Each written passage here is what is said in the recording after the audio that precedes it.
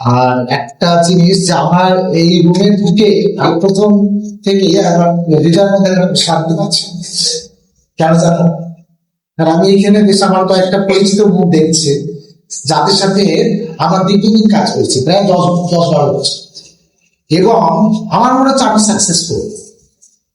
কেন সাকসেসফুল? যেটা চেয়েছিলাম সেটা আজকে দেখতে পাচ্ছি। আমরা চেয়েছিলাম যে শিশু, এরা সবাই কিন্তু শিশু বয়সে আমাদের এখানে আসে, একেবারে মানে 10 বছর, কেউ 9 বছর, কেউ 12 বছর, এই বয়স থেকে আমাদের ক্লাবে, শিশু ক্লাবের সাথে যুক্ত হচ্ছে অনেকে, প্রায় 4-5 এখানে হচ্ছে। হ্যাঁ, এবং তাদের মধ্যে আমরা লিডারশিপ গড়ে তোলার জন্যই কিন্তু কাজ করেছি। এবং সেই সাথে সাথে এবং রিসেন্ট আবার বেশ কিছু আমাদের এই শিশু, এখন শিশু নাই, ইয়ত হয়ে গেছে, এদের ইয়ত লিডারশিপ বাড়ানোর জন্য কিন্তু আমরা কাজ করেছি। এবং আমার মনে হচ্ছে যে আমরা সাকসেসফুল।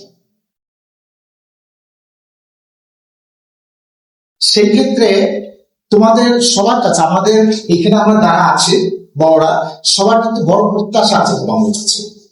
এই জাতি তোমাদেরকে চাচ্ছে, তোমরা সেই জিনিস, সেই পর্যায়ে আমাদেরকে নিয়ে যাবা, আমাদের দেশকে নিয়ে যাবা। কিন্তু একটা জিনিস আমাদের প্রভু ভাই পাইল খুব মূল্যবান, যে আমাদের সবাইকে কিন্তু খুব ধৈর্যশীল হতে হবে।